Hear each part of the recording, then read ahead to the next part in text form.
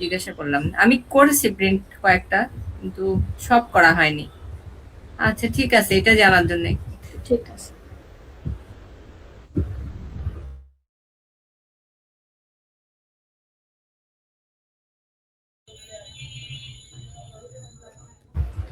আসসালামু আলাইকুম ম্যাডাম। আসসালামু আলাইকুম, কি অবস্থা? ওয়ালাইকুম আসসালাম, ভালো আছেন ম্যাম? এই তো আগে থেকে মোটামুটি কিছুটা। আচ্ছা আজকে আসলে আলহামদুলিল্লাহ। শনিবার একটা পরীক্ষা আছে বুঝছেন, আচ্ছা তো ভাবলাম যে গ্যাপ না দেই, একটু হইলো জাস্ট একটু টাচ করি, কারণ আমি রোহান আলী নাই। এই আজকে আর কালকে বসে বসে একটু পড়বো। এত অসুস্থতার মধ্যে আবার পরীক্ষা? ওই 3 মাস ধরে একটা কোর্স করতেছিলাম ফুড প্রিজার্ভেশনের, ফুড প্রসেসিং এর পরে ওইটার আর কি শনিবারে পরীক্ষা, এর জন্য এই আর কি। বাট আপনাদের অবস্থা বলেন, আমার অবস্থা বাদ, আপনাদের অবস্থা বলেন, কি অবস্থা বলেন, পড়াশোনা হয়েছে? পড়াশোনা ম্যাম, যে আমার একটু বেবিটা একটু শরীর খারাপ, তো আমি বেশি বসতে পারিনি। আর আমার ওই যে প্রিন্ট করা নাই সবগুলো, তাই যে শান্তিদা ম্যাডামের কাছে জিজ্ঞাসা করলাম যে ওনারা প্রিন্ট করে আচ্ছা, নিয়েছে কিনা। আমি অল্প মার্জিয়া হাসান, আপনি কি নতুন ম্যাডাম?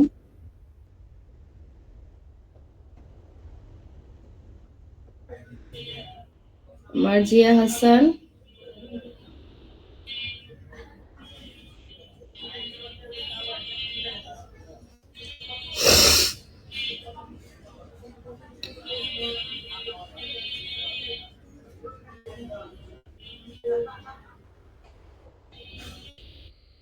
সবাই চুপচাপ। সঞ্জিতা ম্যাডাম কি অবস্থা, কি আপডেট কি? ম্যাডাম পড়তেছি, 1 নং সিবিএলএম অলমোস্ট কমপ্লিট। আলহামদুলিল্লাহ।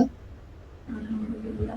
কিন্তু ম্যাডাম পড়ে পড়ে সামনে যাই, এরপর পিছনে গিয়ে মনে হয় কি গাজনি হয়ে গেছি, কিছু মনে করতে চাই না।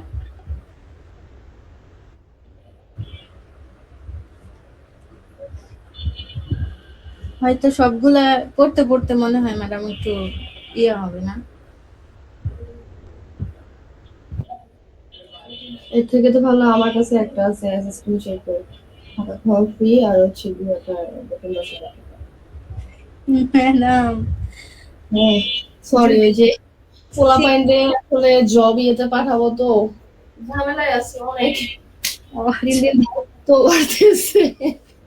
আমি মনে করছি ম্যাডাম আমাকে আপনি রাখতে চাইছেন। ওই ভয়েস দিছে, ওর ভয়েসের জাস্ট রিপ্লাই দিলাম। ওই ম্যাডাম তাহলে ভালো হইতো। না না, সরি সরি ম্যাডাম, দিন দিন খালি প্যারা আর প্যারা, কাজের প্যারা, শান্তি নেই। আচ্ছা, শুরু করি, হ্যাঁ? ইয়ে, ম্যাডাম একটু জাস্ট রিভিউ করেন। ম্যাডাম আজকে স্যারদের কাছ থেকে শুনেন। ওরা বলবে না, ওরা হচ্ছে গিয়ে বোবা মানুষ, ওরা বলবে না, বলেন, যে বলবে তারই লাভ। এখন বলেন, আপনি তাড়াতাড়ি বলেন।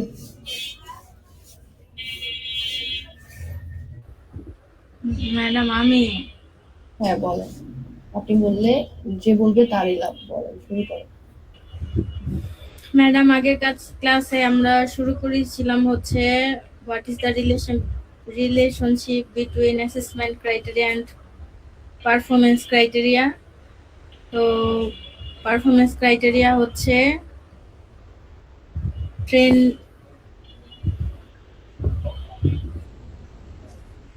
ট্রেনিং চলাকালে সে যা না একটি ইউনিট অফ কম্পিটেন্সি কমপ্লিট করার জন্য যে সকল ক্রাইটেরিয়া প্রয়োজন সেটাই হচ্ছে পারফরমেন্স ক্রাইটেরিয়া। কেন আসলো ইউনিট অফ কম্পিটেন্সি কেন?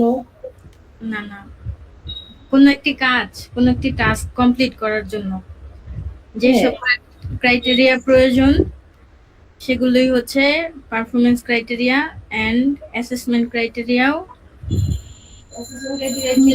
Similar to performance criteria. কি অবস্থা, আমি এগুলো বলছি?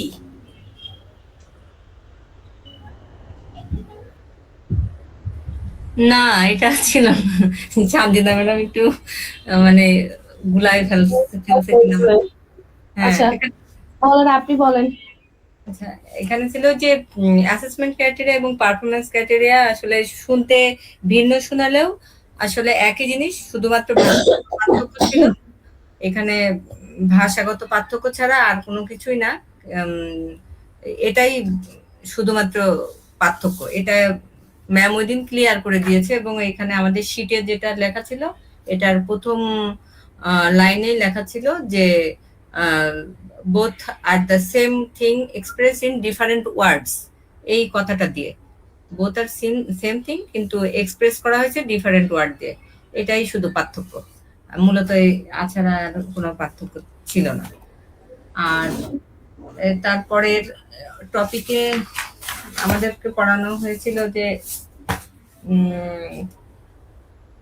অ্যাসেসমেন্ট একটা রেজিস্টার্ড ট্রেনিং অর্গানাইজেশন, যেটা আরটিও সম্পর্কে বলা হয়েছিল, যেটাকে এখন এসটিপি, যেটা স্কিল ট্রেনিং প্রোভাইডার বলা হয়, এই সম্পর্কে বলা হয়েছে। আরটিও কিসে ছিল? আরটিও ছিল বিটিবি তে, কিন্তু আমাদের প্রাইভেট সেক্টরের ভাষায় এটা এসটিপি হবে। এসটিপি, হ্যাঁ। এনএসডি। হ্যাঁ, তো এগুলি তো আসলে ম্যাম ওই যে ইয়ের ভিতরে শীটে ছিল, আমি আর ভিতরে ইন ডিটেলসে যাইনি, জাস্ট শুধু মূল টপিকটাই বলেছি। আর বেনিফিটটা ছিল যে এসটিপির যে এলিমেন্ট অথবা benefit of training with a registered training organisation আরটিওর, এই বেনিফিট গুলো কি কি, এটা update skill, employee performance, return on investment, এবং এই টপিকগুলোর বিস্তারিত আলোচনা করা হয়েছিল, যে স্কিলটা যে আপডেট হচ্ছে বা এমপ্লয়ীদের পারফরমেন্স, আবার রিটার্ন অন ইনভেস্টমেন্ট, যে একজন যে তার নিজের উপরে যে ইনভেস্ট সময় এটা বা স্কিলগুলো যে ইনভেস্ট করতেছে তার সেই অর্থটাও সেই ইনভেস্টমেন্টের উপরে নিজেকে মানে সেলফ ইনভেস্টমেন্টটা আবার রিটার্ন হয়, এই সমস্ত আরটিওর আন্ডারে যে কাজগুলো করলে সেটার কথা আলোচনা করা হয়েছে। আর এসটিপি সাধারণত 3 মাস থেকে 6 মাস মেয়াদ পর্যন্ত ট্রেনিং দেওয়া হয়। আর এইখানে আগে থেকে যে কাজ জানতে হবে এমন বাধ্যবাধকতা থাকে না, কিন্তু আরপিএল এ থাকে যে আগে থেকে কাজ জানে যারা বা যাদের কাজ করার এক্সপিরিয়েন্স আছে সেই তাদেরকে শুধুমাত্র সার্টিফাই করার জন্য আর আরপিএল প্রোগ্রামটা করা হয়। এই পার্থক্যগুলো পড়ানো হয়েছিল। তারপরে ছিল অ্যাপ্রেন্টিসশিপের যেটা শিক্ষানবিশ হিসেবে, এখানে লার্ন এবং আর্ন করার কথাগুলো আলোচনা করা হয়েছিল এর আগেও। এর কম্পোনেন্ট গুলো পড়ানো হয়েছিল, যেটা 8টা কম্পোনেন্ট রয়েছে, এগুলোর সাথে আমাদেরকে পরিচয় করা দেওয়া হয়েছে। তারপরে তার কম্পোনেন্টের মধ্যেই আলোচনা ছিল যে 5টা ল অ্যাপ্রেন্টিসশিপের, সেগুলো আমাদেরকে খুব ভালোভাবেই ম্যাম আমাদেরকে বুঝাইছিল। এবং 8টা পয়েন্টের মধ্যে ছিল structure training, skill training, apprenticeship, law, credential, investment in training, learn and earn, সেটার কথা বলা হয়েছে এর আগে। তারপরে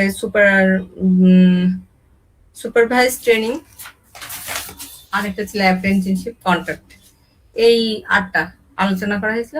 এরপরে আসছিল আরপিএল এর বেনিফিটটা পড়া হয়েছিল, আরপিএলটা কি এটা বোঝানো হয়ে গেছিল। আর তারপরে আসছিল যে আরপিএল এর এভিডেন্স, এটা একটা প্রশ্ন আকারে আসে প্রায় সময়, এটা আমাদেরকে তখন মেনশন করানো হয়েছিল।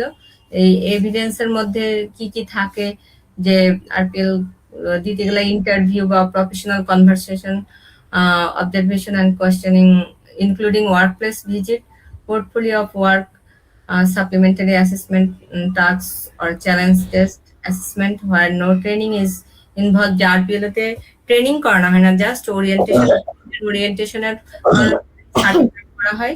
তারপর ছিল trade test, authentication of evidence by supervisor আর এমপ্লয়ার। তো এই ছিল। আর তারপরে আসছিল যে ওয়ার্কপ্লেস ইস্যু।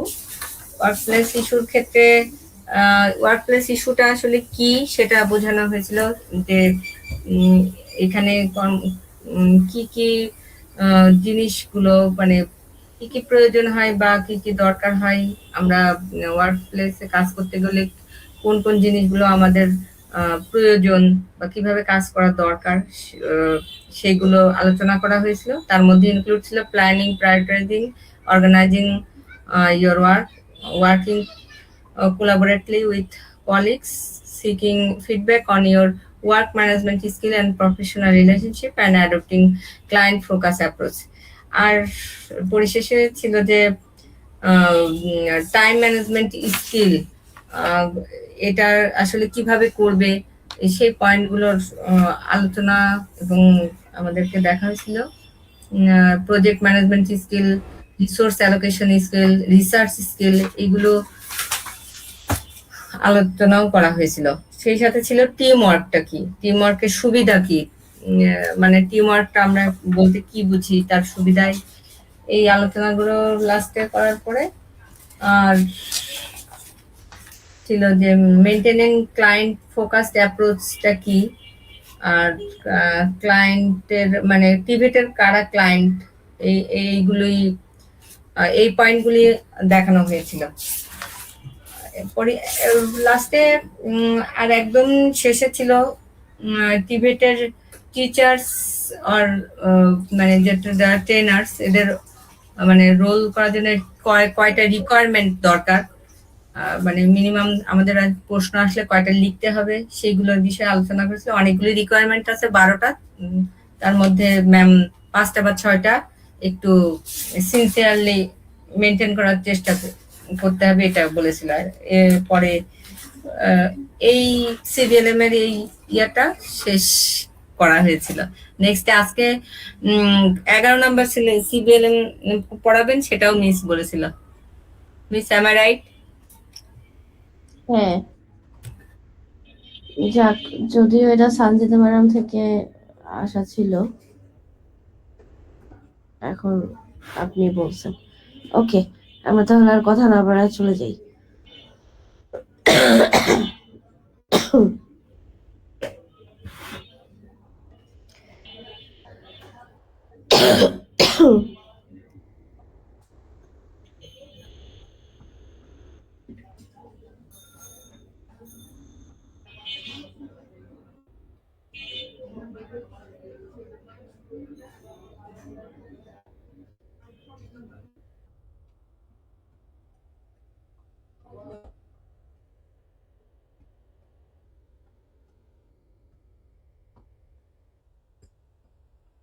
হ্যালো,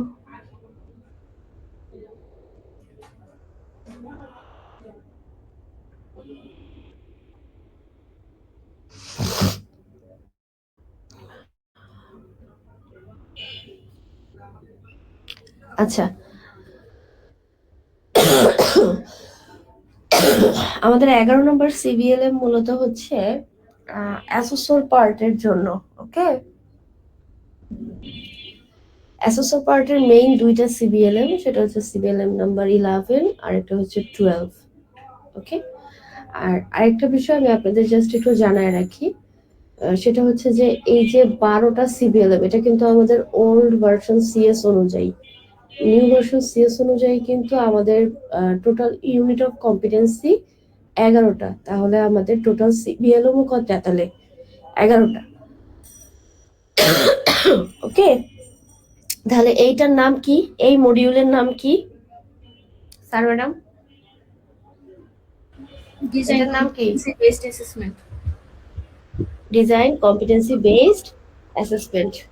তাহলে একটা কম্পিটেন্সি বেসড অ্যাসেসমেন্ট কিভাবে সম্পন্ন হবে, মানে লার্নারদের ফ্যাসিলিটিস কি থাকবে, অ্যাসেসমেন্টটা যতক্ষণ পর্যন্ত চলবে এর মূলনীতি কয়টা থাকবে, তারপরে হচ্ছে যখন অ্যাসেসমেন্টটা সম্পূর্ণ হবে, দ্যাট মিন্স শেষ হয়ে যাবে, তারপরে সেটা কিভাবে ইভালুয়েট হবে, তারপরে ধরেন আপনার অ্যাসেসমেন্ট শেষ, ইভালুয়েশন শেষ, এবার আপনি রেজাল্ট ঘোষণা করবেন, তাহলে ফিডব্যাকটা আপনি কিভাবে দিবেন, এই সব কিছু ওভারঅল নিয়ে আপনার এই এই পার্টটা।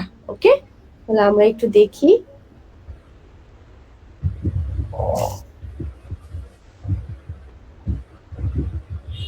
এইটুকু জিনিস একটু আমরা ইয়ে করি, কেয়ারফুলি একটু শুনি বা দেখি। সেটা হচ্ছে বলছে অ্যাসেসমেন্ট কাকে বলে। অ্যাসেসমেন্টটা কি একটা বলে তো, বা অ্যাসেসমেন্টটা কাকে বলে এটাও তো আমাদের একটা জানা দরকার আছে, তাই না? মানে এই যে এইখানের এই অ্যাসেসমেন্ট থেকে নিয়ে এই অ্যাচিভ পর্যন্ত, এটা হচ্ছে আপনার অ্যাসেসমেন্ট কাকে বলে, এটা ডেফিনেশন বা সংজ্ঞা। এখন দেখেন, assessment is the process of collecting evidence and making judgments on whether competency has been achieved. আমরা কিছুই বুঝি না, তাই না? তাহলে আমরা এটাকে একটু ভেঙে ভেঙে বলি। তাহলে অ্যাসেসমেন্ট ইজ দ্য প্রসেস, তাহলে অ্যাসেসমেন্ট হচ্ছে একটা কি পদ্ধতি, অফ কালেক্টিং এভিডেন্স, তাহলে কিসের পদ্ধতি, এভিডেন্স কালেক্ট করার পদ্ধতি, অ্যান্ড মেকিং জাজমেন্ট, এবং কি কিসের ইয়ার সিদ্ধান্ত তৈরি করার, on weather competency has been achieved, সিদ্ধান্তটা যে আপনি তৈরি করবেন কিসের উপর তৈরি করবেন, সিদ্ধান্তটা আপনি তৈরি করবেন যে আপনার কম্পিটেন্সি অ্যাচিভ হয়েছে নাকি না। তাহলে অ্যাসেসমেন্ট হচ্ছে এমন একটা পদ্ধতি, এবং যে পদ্ধতিটার উপর একটা জাজমেন্ট তৈরি করা হয় যে আপনি কি কম্পিটেন্ট নাকি নট ইয়েট কম্পিটেন্ট। তাহলে আপনি দিন শেষে একটা পরীক্ষা দিবেন, ওই পরীক্ষা থেকে আপনার এভিডেন্স গুলো কালেক্ট করা হবে, এবং ওই এভিডেন্স গুলো কালেক্ট করার পরে সেগুলো আপনার মিলায়া দেখবে, যদি আপনার এগুলো যা যা বলছে সেগুলো মিট করে তাহলে আপনি কম্পিটেন্ট, আর যদি দেখে যে না আছে তাহলে আপনি কি not yet competent. Clear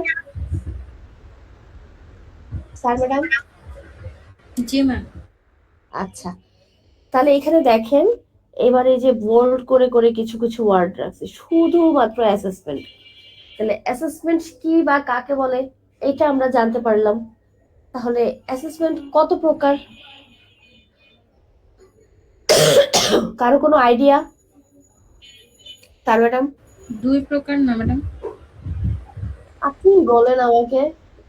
formative assessment R summative assessment. হ্যাঁ, অ্যাসেসমেন্ট মূলত 2 প্রকার, একটা হচ্ছে আপনার ফর্মেটিভ অ্যাসেসমেন্ট আর একটা হচ্ছে সামেটিভ অ্যাসেসমেন্ট। তাহলে ফর্মেটিভ অ্যাসেসমেন্টটা কি? ফর্মেটিভ অ্যাসেসমেন্টটা হচ্ছে ট্রেনিং চলাকালীন লার্নারের কতটুকু কম্পিটেন্সি অর্জন হইল, ওকে, বা লার্নারের প্রোগ্রেস যাচাই বাছাই করার জন্য যে অ্যাসেসমেন্ট নেওয়া হয় তাকে কি বলা হয়, কি বলে স্যার ম্যাডাম? ফর্মেটিভ অ্যাসেসমেন্ট বলে। ফর্মেটিভ অ্যাসেসমেন্ট বলে। আর সামেটিভ অ্যাসেসমেন্ট কাকে বলে তাহলে? তাহলে সামেটিভ অ্যাসেসমেন্ট হচ্ছে ট্রেনিং শেষে, ট্রেনিং শেষে লার্নারের কতটুকু অ্যাচিভমেন্ট হলো তা যাচাই বাছাই করার জন্য এবং তাকে একটা সার্টিফিকেট প্রদান করার জন্য যে অ্যাসেসমেন্ট সম্পন্ন হয় তাকে কি বলে স্যার ম্যাডাম? সামেটিভ অ্যাসেসমেন্ট বলে। হ্যাঁ, সামেটিভ অ্যাসেসমেন্ট বলে। ওকে, তাহলে আবারও বলতেছি, অ্যাসেসমেন্ট তাহলে কত প্রকার?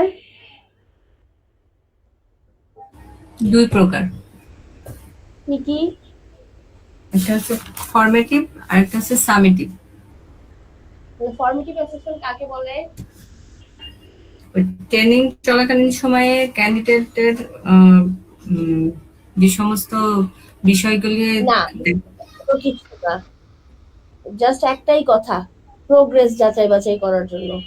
আচ্ছা, যে সমস্ত বিষয় কিচ্ছু না, ট্রেনিং চলাকালীন জাস্ট আপনি লার্নারের প্রোগ্রেস দেখবেন, ওকে ডিমোশন হয়েছে নাকি প্রমোশন হয়েছে, আচ্ছা, জাস্ট এইটুকুই, প্রোগ্রেস দেখবেন, ওর প্রোগ্রেস ফ্যাক্ট। মানে ট্রেনিং চলাকালীন লার্নারের প্রোগ্রেস যাচাই বাছাই করার জন্য যে অ্যাসেসমেন্ট নেওয়া হয়। ওকে, হুম। আচ্ছা, তারপরে সামিটিভটা কি? আর সামেটিভ হচ্ছে ট্রেনিং শেষে সে কতটুকু লার্ন করলো, সেটাই হচ্ছে সামেটিভ। যে যে অ্যাসেসমেন্টের মাধ্যমে তাকে যাচাই বাছাই করা হচ্ছে, সেটা হচ্ছে সামেটিভ অ্যাসেসমেন্ট। না, আরেকটু গুছায় বলতে তাহলে হবে, হয়েছে আর একটু গুছায় বলতে হবে। সেটা হচ্ছে ট্রেনিং শেষে লার্নার কতটুকু অ্যাচিভ করলো এবং মানে কতটুকু মানে অ্যাচিভ করতে পারলো, নলেজ বা যাই হোক অ্যাচিভ করতে পারলো, এবং তাকে সার্টিফিকেট প্রদান করার জন্য সার্টিফিকেট দিবে না? সার্টিফিকেট ছাড়া তো এটা কোনো ইয়ে নেই।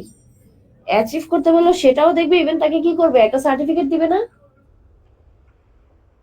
ম্যাডাম? সার্টিফিকেটটাও সামিট, হ্যাঁ সামিট অ্যাসেসমেন্টের মধ্যে এই কথাটা লিখতে হবে। হ্যাঁ, এবং তাকে সার্টিফিকেট প্রদান করার জন্য যে অ্যাসেসমেন্টটা নেওয়া হয়। সামেটিভ অ্যাসেসমেন্ট না দিলে তো আপনি সার্টিফিকেট দিতে পারবেন না তাকে, বুঝলেন নেই জি। এইটা। ওকে, আচ্ছা, এবার দেখেন এভিডেন্স কাকে বলে। এভিডেন্স, এভিডেন্স কথার মানে কি? প্রমাণ, প্রমাণপত্র। এভিডেন্স কথার মানে হচ্ছে প্রমাণ। তাহলে এখানে দেখেন এভিডেন্স কাকে বলে, এভিডেন্সের যদি আমরা সংজ্ঞা জানতে চাই, তাহলে এভিডেন্স ইজ ইনফরমেশন। তাহলে এভিডেন্স কি? তথ্য। Evidence is information gathered and matched against a unit of competency। তাহলে এভিডেন্স একটা একটা কি? তথ্য, যেটা সংগ্রহ করা হয় এবং মানে ম্যাচিং করা হয়, মানে যাচাই বাছাই করা হয় কিসের এগেইনস্টে? ইউনিট অফ কম্পিটেন্সির এগেইনস্টে, টু প্রোভাইড প্রুফ। একটা প্রমাণ মানে কি বলে এটাকে, প্রোভাইড করার জন্য that a person is competent. তাহলে একটা পারসন কি কম্পিটেন্ট নাকি কম্পিটেন্ট না, সেটা যাচাই বাছাই করার জন্য কি করা হয়? এভিডেন্স সংগ্রহ করা হয়। তাহলে এভিডেন্স হচ্ছে কিছু তথ্য যেটা মানে সংগ্রহ করা হয় এবং যে ইউনিট অফ কম্পিটেন্সি গুলো থাকে সেই ইউনিট অফ কম্পিটেন্সির এগেইনস্টে কি করা হয়? ম্যাচ করা হয়। আর এই প্রমাণটা কিসের এগেইনস্টে? ওই যে ওই পার্সনের এগেইনস্টে, যে যে ওই লোকটা কি কম্পিটেন্ট নাকি কম্পিটেন্ট না। তাহলে evidence is information gather and matched. তাহলে এভিডেন্স ইনফরমেশন গ্যাদার করবে এবং ম্যাচ করবে কিসের এগেইনস্টে? ইউনিট অফ কম্পিটেন্সির এগেইনস্টে। ওকে, টু প্রোভাইড প্রুফ, এবং এটা একটা প্রুফ প্রোভাইড করবে that a person is competent নাকি নট ইয়েট কম্পিটেন্ট, যে পারসনটা কি আপনার কম্পিটেন্ট হলো নাকি নট ইয়েট কম্পিটেন্ট হলো, এটা একটা প্রমাণ। তাহলে যদি ওই ইউনিট অফ কম্পিটেন্সিতে যা যা চাওয়া হয়েছে ওই সব কিছু যদি ওই ব্যক্তির এভিডেন্সে থাকে তাহলে সে কম্পিটেন্ট। আর যেই যে জিনিসগুলো মানে ইউনিট অফ কম্পিটেন্সির যে জিনিসগুলো চাওয়া হয়েছে সেগুলো যদি ওই ব্যক্তির প্রমাণে মানে ওই ডকুমেন্টসে এভিডেন্সে না থাকে তাহলে সে কি কম্পিটেন্ট না। Clear sir madam?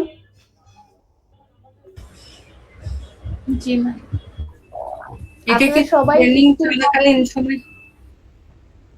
এটা কিন্তু প্রমাণ, আচ্ছা। আমি বলছি এটা হচ্ছে কিসের প্রমাণ? এই যে আপনারা সবাই স্কিল পার্ট দিছেন না, হ্যাঁ। স্কিল পার্ট দেওয়ার সময় রিটেনের সময় রিটেন খাতা দিছে, তারপরে কি করছেন? ওই রিটেন খাতা আবার জমা দিছেন না? রিটেন জি। খাতায় আপনি কি লিখছেন না লিখছেন সেটা আপনার একটা প্রমাণ না? তাহলে খাতায় যদি কিছু না লিখতেন তাহলে কি আপনাকে কম্পিটেন্ট দিতে পারতো? বা ভুলভাল লিখতেন তাহলে কি কম্পিটেন্ট হইতে পারতেন? পারতেন না। তাহলে আপনার খাতাই কিন্তু আপনার একটা প্রমাণ, এই যে এই এভিডেন্স, আপনার খাতা আপনার একটা প্রমাণ। ওই প্রমাণ এটা এমন একটা প্রমাণ যে প্রমাণটা দ্বারা এটা মানে চিহ্নিত করা হয়েছে যে আপনি কম্পিটেন্ট। তার মানে আপনি খাতায় ভালো লিখছেন, আপনি 30-এ ধরেন 28 পাইছেন, 29 পাইছেন বা 30 পাইছেন, যার কারণে আপনি কি কম্পিটেন্ট হয়েছেন খাতায়।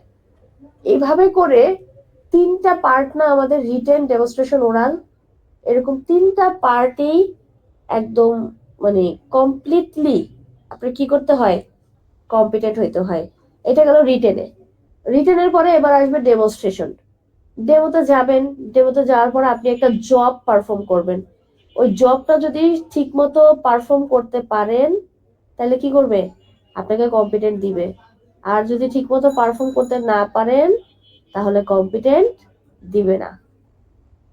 সেম ভাবে ওরাল, মৌখিক যদি বলতে পারেন তাহলে কম্পিটেন্ট, মৌখিক না বলতে পারলে কম্পিটেন্ট না। ক্লিয়ার?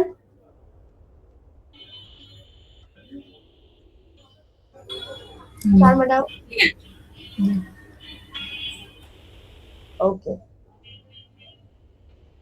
তাহলে দিন শেষে এটা দাঁড়াইলো যে আপনি রিটেন, ডেমনস্ট্রেশন, ওরাল এই সবের সময় যে ধরনের এভিডেন্স গুলো আপনি অ্যাসেসরকে প্রোভাইড করতেছেন, ওই এভিডেন্স গুলোর উপর ভিত্তি করেই আপনার কি হবে, কি করবে, দিন শেষে আপনার রেজাল্ট পাবলিশ হবে।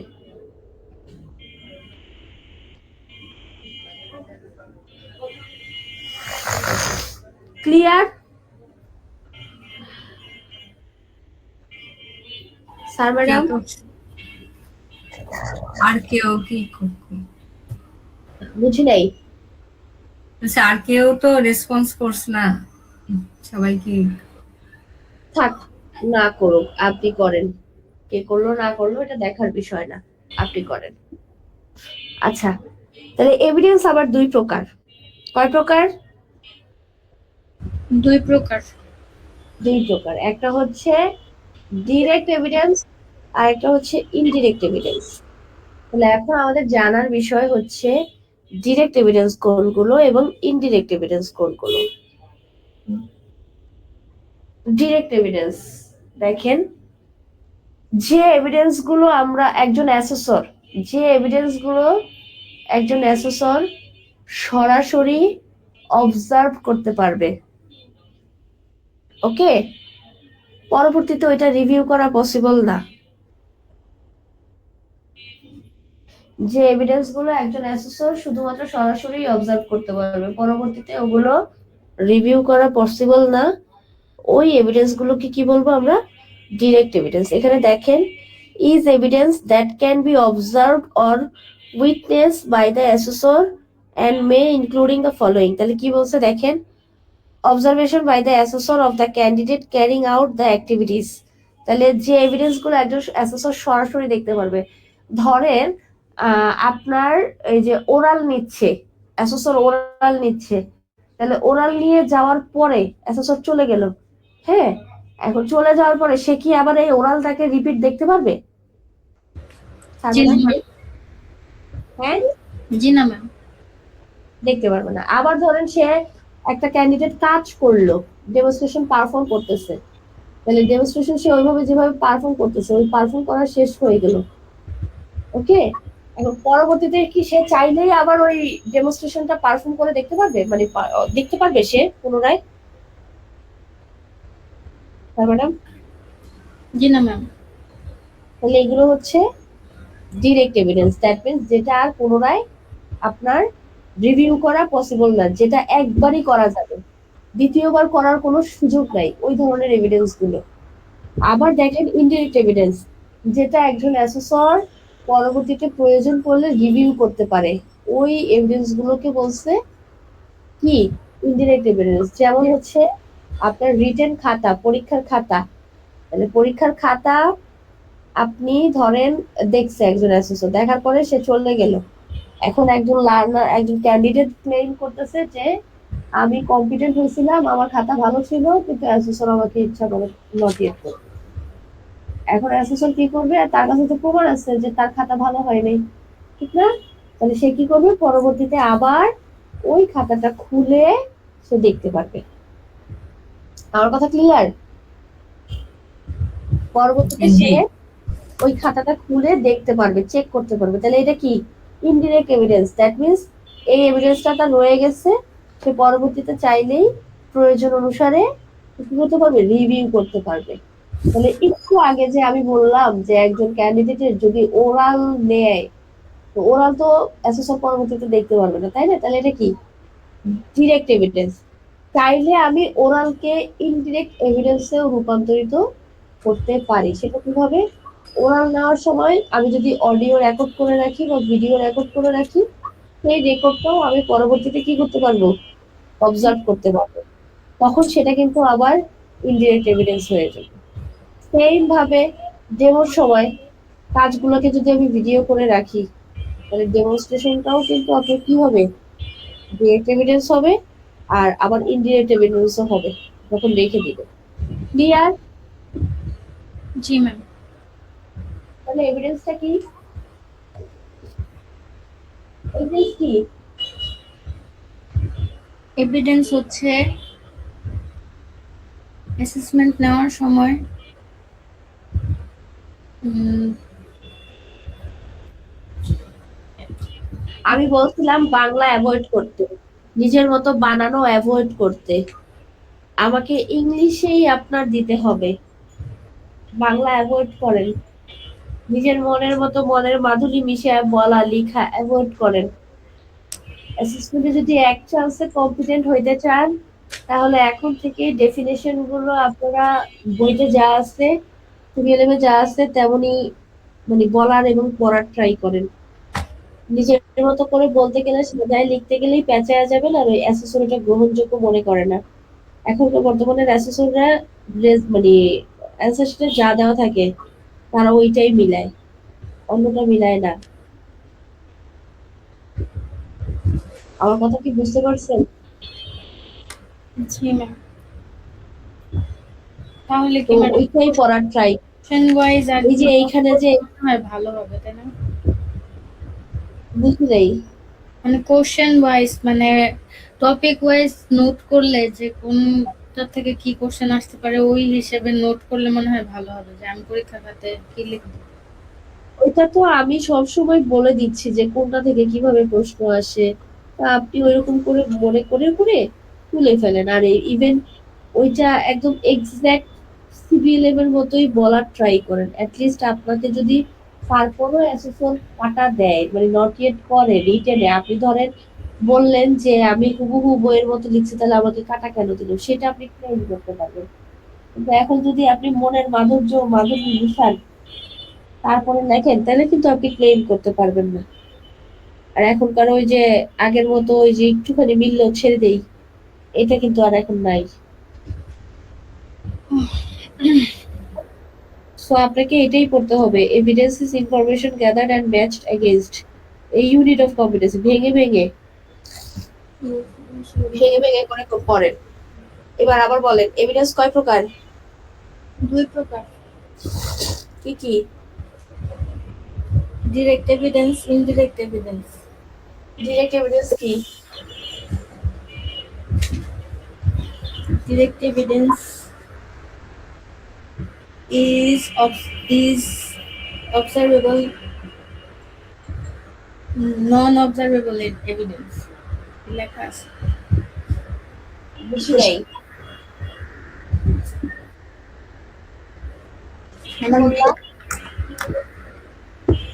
ডিরেক্ট এভিডেন্স হচ্ছে অ্যাসেসর সরাসরি অবজার্ভ করতে পারবে এবং পরে রিভিউ করা যায় না এমন এভিডেন্স। হ্যাঁ, তারপর? ইনডিরেক্ট এভিডেন্স হচ্ছে যা পরে রিভিউ করা যায়। এবং ডিরেক্ট এভিডেন্স কি আর ইনডিরেক্ট কি? আবার বলেন। ডিরেক্ট এভিডেন্স হচ্ছে অ্যাসেসর সরাসরি অবজার্ভ করবে এবং যা পরে রিভিউ করা যায় না। হ্যাঁ। ইনডিরেক্ট এভিডেন্স হচ্ছে যা পরে রিভিউ করা যায়। ওকে, এবারে আমাকে কিছু এক্সাম্পল দেন ডিরেক্ট এভিডেন্স আর ইনডিরেক্ট এভিডেন্সের। ডিরেক্ট এভিডেন্স হচ্ছে ওরাল কোশ্চেনিং, তারপরে হচ্ছে ডেমনস্ট্রেশন, যা পরবর্তীতে রিভিউ করা যাবে না কিন্তু অ্যাসেসর সরাসরি দেখতে পারবে। কিন্তু এটাকে ইনডিরেক্ট এভিডেন্সে আমরা পরিণত করতে পারবো যদি ওরাল কোশ্চেনিং এর সময় আমরা ভিডিও অথবা অডিও মেক করে রাখি। আর ইনডিরেক্ট এভিডেন্সের এক্সাম্পল হচ্ছে লিখিত পেপার, মানে রিটেন টেস্ট পেপার, তারপরে হচ্ছে যেই ওয়ার্ক পারফর্মডের পরে সাবমিট করবে ওইটা,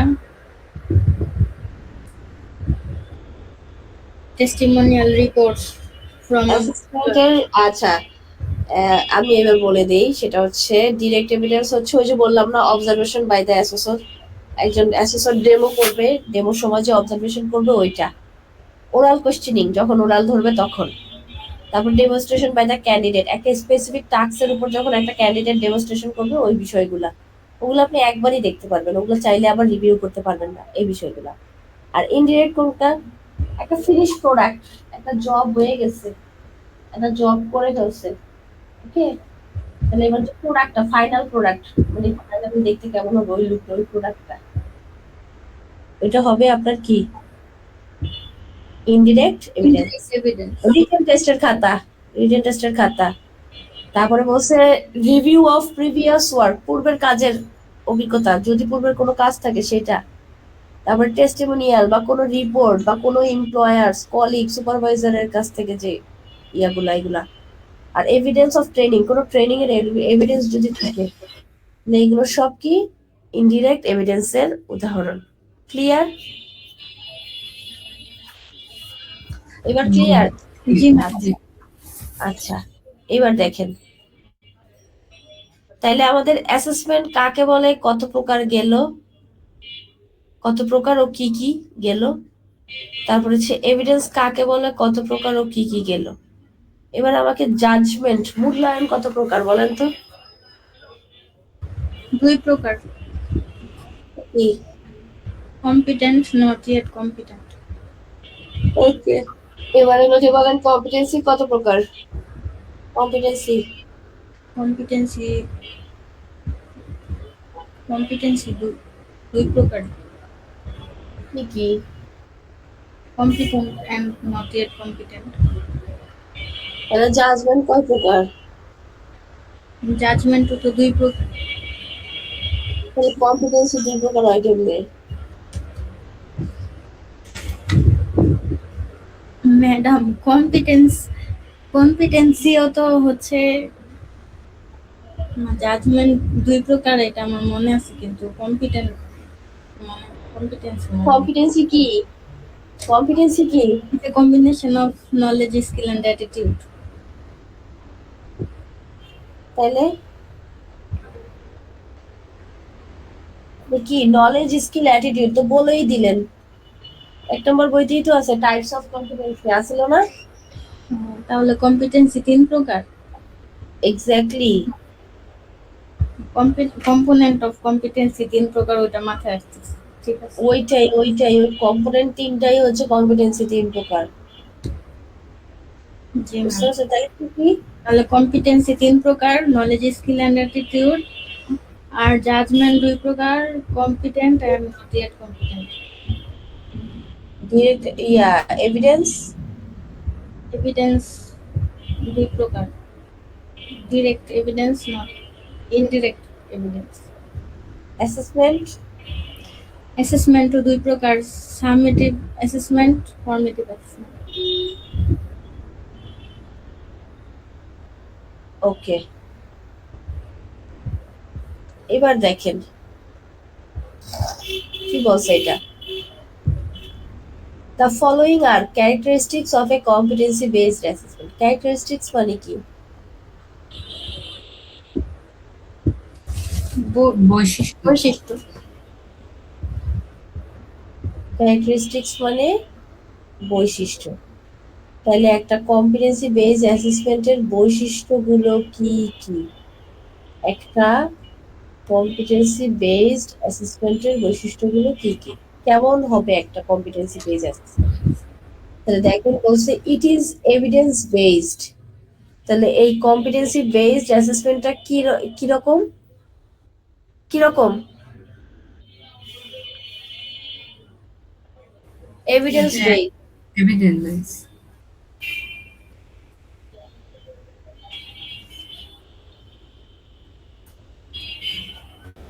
এভিডেন্স বেসড বলতে কি বুঝাইছে বলেন তো? ম্যাডাম এটা হচ্ছে প্রমাণ সহ থাকবে, যেমন রিটেন, ওরাল এবং ডেমনস্ট্রেশনের মাধ্যমে। এইটা হচ্ছে মোট কথা আপনাদের যে অ্যাসেসমেন্টটা হবে, আর এই পর্যন্ত যত মানে সিবিটির অ্যাসেসমেন্ট হয় বা হচ্ছে স্কিলের অ্যাসেসমেন্ট হয়, কোনোটা কি দেখছেন প্রমাণ ছাড়া? না প্রমাণ বলতে কি, সে রিটেনে লিখছে, প্রমাণ আছে, কম্পিটেন্ট। তারপরে হচ্ছে গিয়ে সে ডেমো পারফর্ম করতে পারছে, তার জব ভালো, সে কম্পিটেন্ট। তাহলে এই যে ভালো করতেছে, এগুলোর কি একটা প্রমাণ রাখতেছে না? প্রমাণ আছে না? জি ম্যাম। তাহলে এভিডেন্স বেসড, দ্যাট মিন্স কি এইটার অবশ্যই একটা কি থাকবে? প্রমাণ থাকবে। প্রমাণ যা বলবে তাই হবে। ওই যে কোর্টে কি মানে সাক্ষী বা দেখা গেছে কি প্রমাণ যার যার থাকে, এবার সত্য হোক আর মিথ্যা হোক ওটা দেখার বিষয় না। যার আছে, যে প্রমাণ করতে পারবে, যার প্রুফ আছে, সেই কি নির্দোষ প্রমাণিত হয় না? ম্যাম। তো এইটাও সেম। এই যে অ্যাসেসমেন্টটা হবে, এই অ্যাসেসমেন্টটা আপনার অবশ্যই কি এভিডেন্স বেসড, দ্যাট মিনস প্রমাণের কথা বলবে। প্রমাণ নাই, সে নট ইয়েট। প্রমাণ আছে, সে কম্পিটেন্ট। এবার সে ওই প্রমাণ কোথা থেকে কিভাবে নিয়ে আসছে এটা এটা দেখার বিষয় না। কারণ এটা দেখার জন্য অ্যাসেসর কিন্তু ঘুমায় থাকবে না, অ্যাসেসর অবশ্যই দাঁড়াই থাকবে, দেখবে। আর ওই প্রমাণটাই তো অ্যাসেসরের মেইন টার্গেট থাকবে। তো সে চাইলেও কিন্তু এখানে ওই যে নকল করতে পারবে না, ওটা কোনো সোর্স নাই, সুযোগ নেই। ক্লিয়ার? জি ম্যাম। ওকে, তাহলে ফার্স্ট আপনার ক্যারেক্টারিস্টিক্সই হচ্ছে ইট ইজ এভিডেন্স বেসড। তাহলে আপনি যত যাই বলেন না কেন, এটার অবশ্যই একটা প্রমাণ থাকবে, প্রমাণ ছাড়া এটা হবে না। It is criterion referenced. Criterion মানে কি? একটা মানদণ্ড থাকবে, এটার অবশ্যই একটা কি মানদণ্ড থাকবে। যেমন এই যে আমাদের মানদণ্ড কি? সিএস না? আমরা সিএস ছাড়া কথা বলি? কিছু হইলেই আমরা বলি আমাদের সিএস এ যা আছে, কিছু হইলেই বলি সিএস এ যা আছে, তাই না? তাহলে অবশ্যই এটা সিএস ফলো করবে, সিএস এ যা আছে তাই হবে, সিএস ভিত্তিক। সিএস এর বাইরে আমরা কোনো প্রশ্ন চাইলে করতে পারবো না, যদি আসে তাহলে সেটা আমরা ক্লেম করতে পারবো। সিএস এর বাইরে কোনো কিছুই আসবে না। ক্লিয়ার? জি ম্যাম। তারপরে দেখেন কম্পিটেন্ট আর বেসড আপন এভিডেন্স। ওই যে প্রথম একটা মাত্রার কথা বলছে যে একটা মানুষ কি কম্পিটেন্ট হবে নাকি নট ইয়েট কম্পিটেন্ট হবে, কি হবে, এটার ডিসিশনটা বেসড করে তার এভিডেন্সের উপরে। এটার ডিসিশন বেস করা হয় তার এভিডেন্সের উপরে। It focuses on the capacity to perform workplace activities to industry. It focuses on the capacity.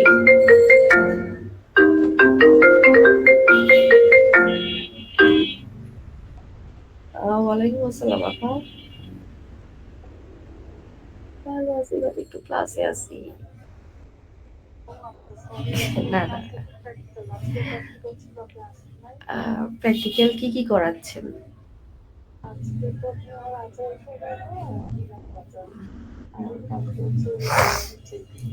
আমি বলি, আমি লাস্টে যে এই সপ্তাহে শনি আর রবি যে দুইটা অ্যাসেসমেন্ট নিয়ে আসছি, হ্যাঁ, প্রসেসিং এ, এটাতে কিন্তু আপনার জুস আসছে, মানে বেভারেজ আসছে। বেভারেজে আমরা অরেঞ্জ জুস করাইছি, আর হচ্ছে ওই যে বাটার প্রোডাক্ট আছে, বাটার প্রোডাক্টে বাটার কুকিজ করাইছি, বুঝছেন? তো ওই দেখি কি আসে, যাই হোক। আর হ্যাঁ হ্যাঁ, ওইটাই ডেমো যাই আসবে, ওই একবার দুইবার দেখা, আশেপাশে দেখার। আপনি তো আসেনি, আচ্ছা।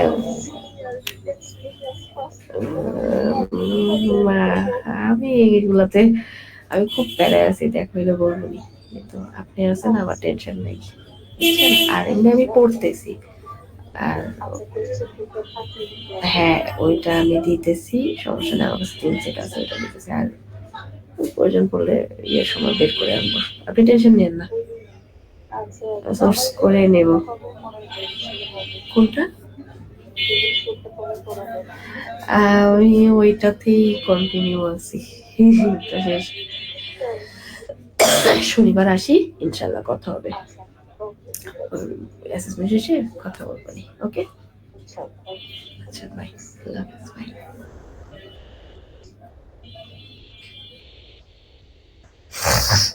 হ্যালো, হ্যাঁ শুনতে পাচ্ছেন? জি ম্যাম। জি ম্যাম। আচ্ছা দেখেন, তারপরে কি বলছে, it focuses on the capacity to perform workplace activities to industry.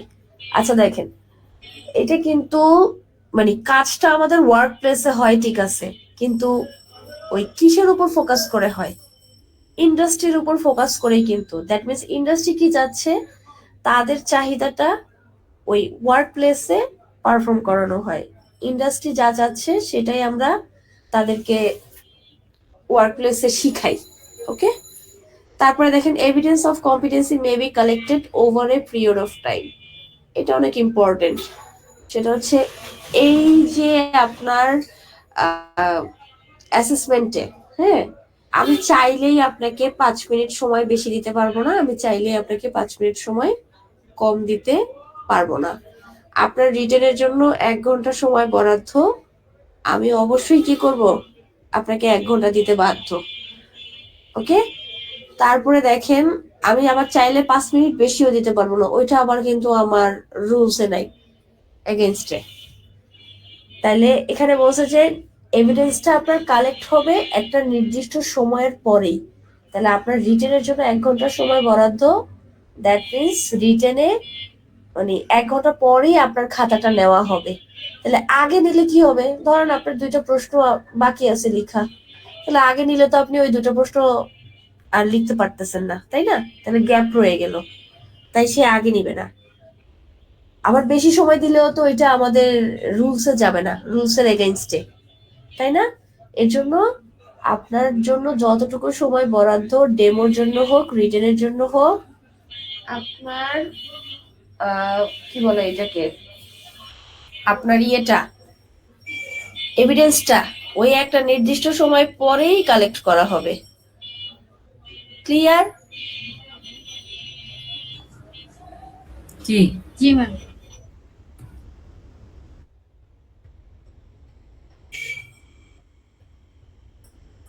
আচ্ছা, তারপরে দেখেন এইটুকু বুঝতে পারছি, আমরা কিন্তু এইটুকুতেই অনেক পড়া পড়ে ফেলছি।